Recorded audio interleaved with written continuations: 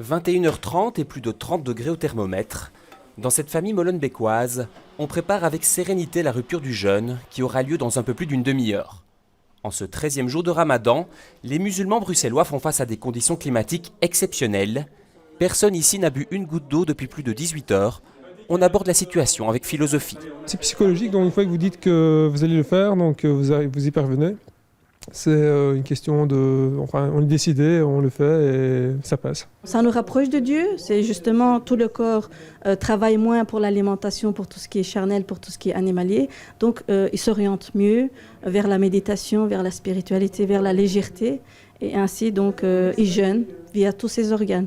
Pas que sa bouche, pas que l'alimentation, mais via son regard, via tous ses organes. Chaque année, pour tous les musulmans du monde, le Ramadan est un mois de partage et de spiritualité. C'est une période de fête où l'on invite régulièrement des amis ou des voisins pour la rupture du jeûne.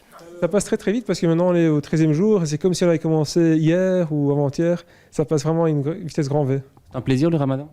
Ah oui, c'est un moment, c'est comme on dit en turc, c'est le sultan des 12 mois, donc c'est le grand empereur qui vient chez nous. C'est un plaisir, effectivement, on est tout honorés. 22h08, il est enfin l'heure de manger. À l'initiative de l'association d'amitié belgo-turque, des familles bruxelloises invitent leurs voisins à découvrir leurs traditions dans un moment de convivialité.